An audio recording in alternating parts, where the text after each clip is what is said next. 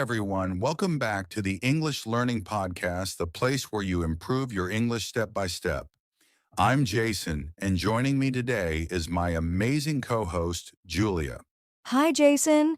Hi, everyone. I'm super excited for today's episode because we're going to talk about something really important: how to speak better English like a native speaker. That's right. A lot of English learners want to sound more natural, confident, and fluent when speaking English. But sometimes it feels difficult, right? Absolutely, many learners struggle with pronunciation, intonation, connected speech, and even confidence. But don't worry. Today, we're going to share practical tips and techniques to help you improve step by step. Yes, and the best part? We'll make it simple and fun for you to follow along. So whether you're a beginner or an advanced learner, this episode will help you sound more like a native speaker. That's right. So grab a notebook if you want to take notes, and let's get started. So before we jump into the techniques, let's talk about something important. Why do so many English learners want to speak like a native? Julia, what do you think? Great question. One big reason is confidence. When you sound more natural in English, you feel more comfortable speaking with native speakers.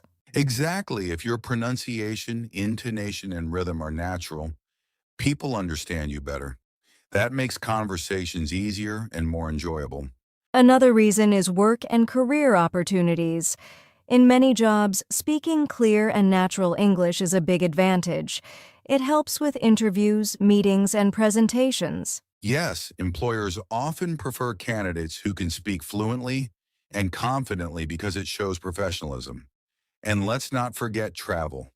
If you love traveling, speaking naturally helps you connect with locals more easily. That's true. And I think another reason is social life. When you speak English naturally, you can make friends from different cultures and backgrounds. You feel included in conversations instead of just listening quietly. Exactly. And for many learners, the goal is not just to speak English, but to speak English effortlessly like a native. But remember, you don't have to be perfect. The goal is to sound clear, confident, and natural. Right. And today, we'll give you tips to improve step by step so you can reach that goal. All right, now that we know why speaking like a native is important, let's move on to the first big area of pronunciation and intonation. All right, now let's get into the first key to speaking like a native: pronunciation and intonation. Julia, why are these so important? Great question. Pronunciation is how you say words correctly, and intonation is the rhythm and melody of your speech. Both are super important if you want to sound natural in English. Exactly. Let's talk about pronunciation first. One of the biggest differences between native and non-native speakers is how they pronounce certain sounds. For example, the tiot sound in words like think and this. Yes, many learners say tink instead of think or dis instead of this, but here's a simple trick: place your tongue between your teeth and blow air out the think this that. Nice. And another important sound is the difference between ship and sheep, the short I in ship and the long I in sheep. If you say I saw a sheep but mean I saw a ship, it can be confusing.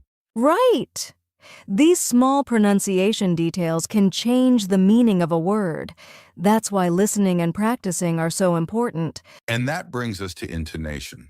Many learners speak in a flat tone, but English has a musical quality. It goes up and down. Yes, let's do a quick example. Listen to these two sentences. 1. I didn't say he stole the money. Flat tone, no expression. 2. I didn't say he stole the money. Natural rise and fall. Do you hear the difference? Absolutely. The second one sounds more natural and expressive. So if you want to sound like a native, pay attention to which words are stressed and how your voice moves up and down. Great! Now let's take this a step further and talk about common pronunciation mistakes and how to fix them. Now that we've covered the basics of pronunciation and intonation, let's talk about something super important: common pronunciation mistakes and how to fix them. Julia, what are some mistakes that learners often make? Great question. One of the most common mistakes is not pronouncing the ending sounds of words. For example, many learners say wan instead of want or goin' instead of going. Oh, yes. In English, the final sounds are really important.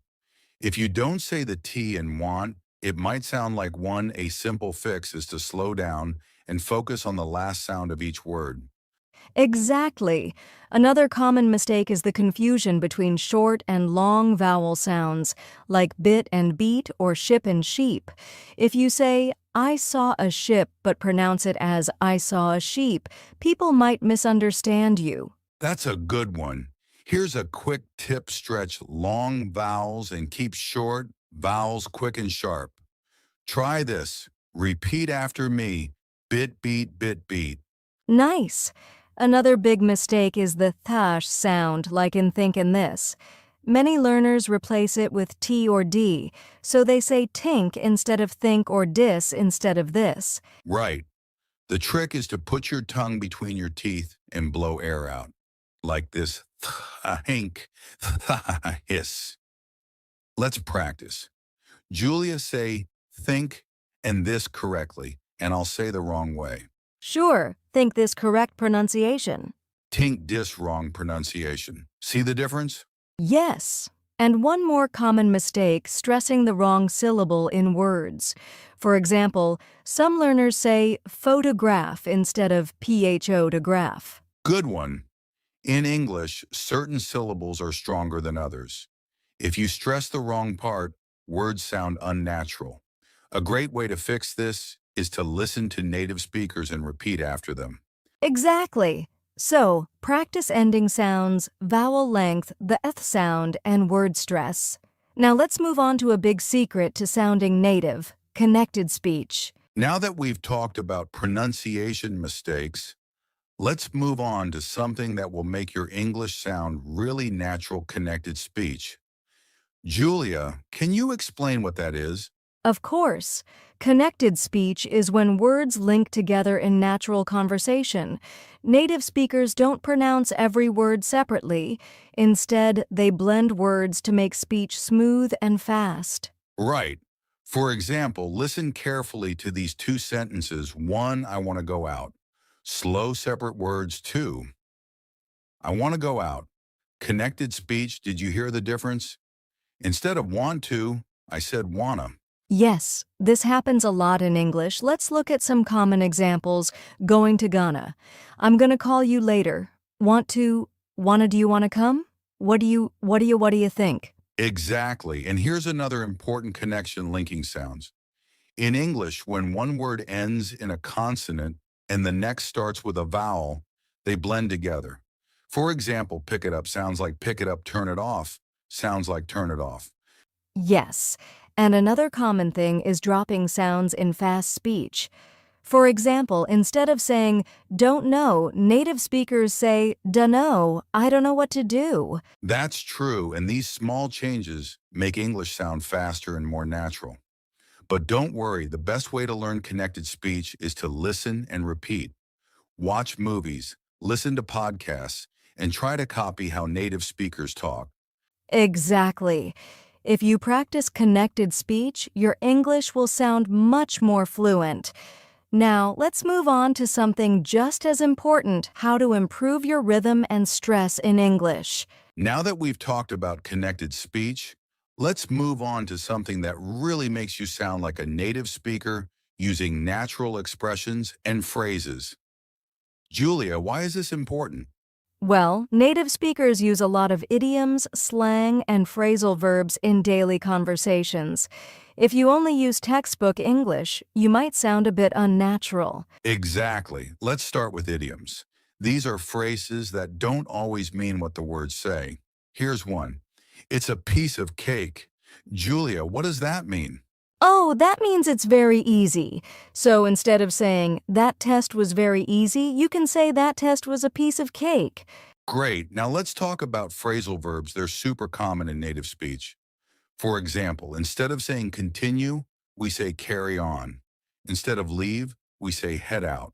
Yes, Here are some useful phrasal verbs. Hang out. Spend time with friends. Let's hang out this weekend. Look up to admire someone. I really look up to my teacher. Run into meet by accident.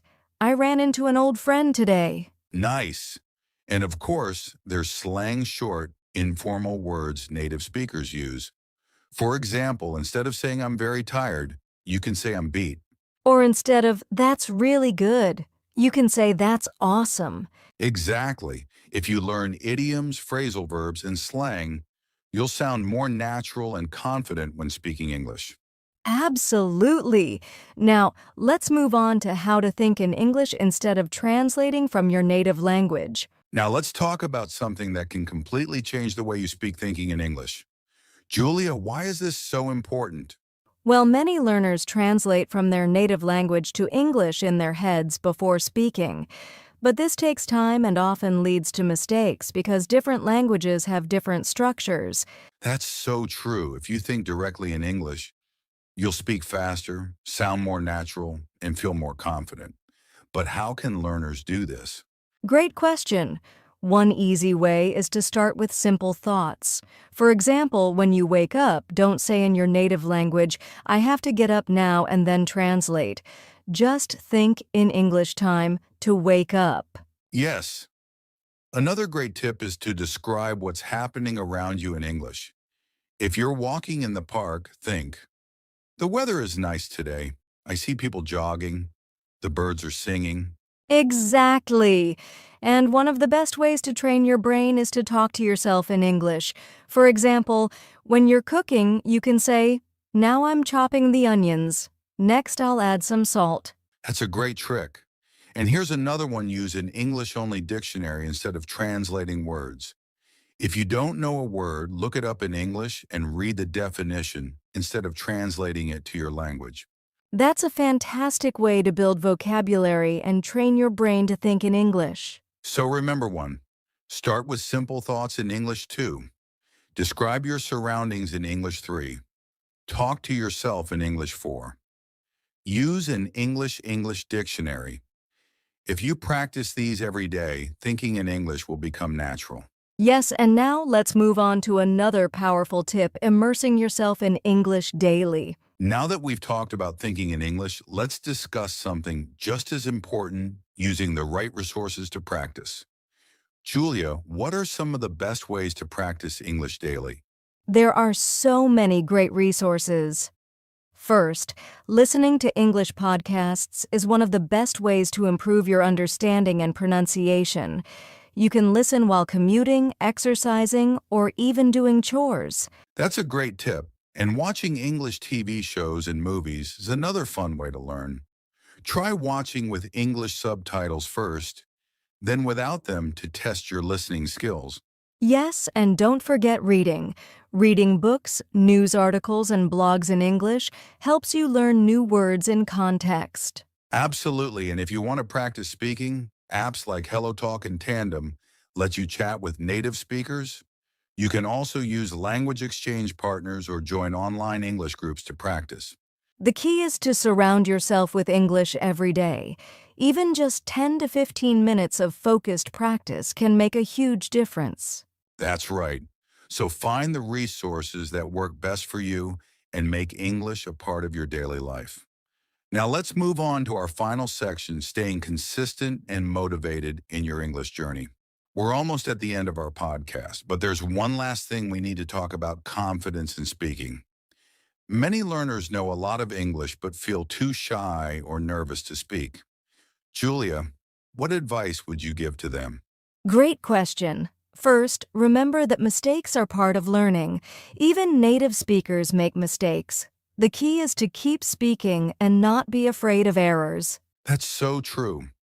And another tip is to speak slowly and clearly.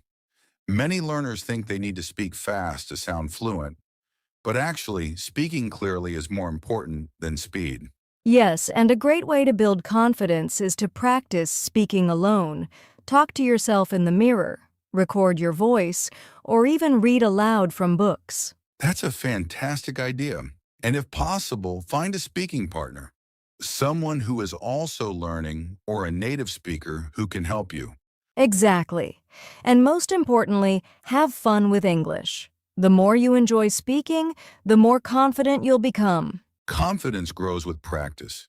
So don't wait, start speaking today. Now let's wrap up with some final thoughts. Wow, we covered so much today.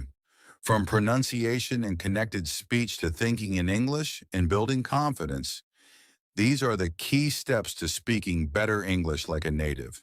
Yes, and remember, fluency doesn't happen overnight. The more you practice, the more natural your English will sound. Absolutely. So here's our challenge for you. Pick one tip from today's podcast and start using it right now. Maybe practice connected speech, think in English, or learn some new native expressions. And if you found this episode helpful, don't forget to subscribe to our podcast and share it with a friend who's also learning English. Also, tell us in the comments, what's the biggest challenge you face in speaking English? We'd love to help. That's right. Keep practicing, stay confident, and most importantly, enjoy the journey of learning English. Thanks for listening, and we'll see you in the next episode. Happy learning.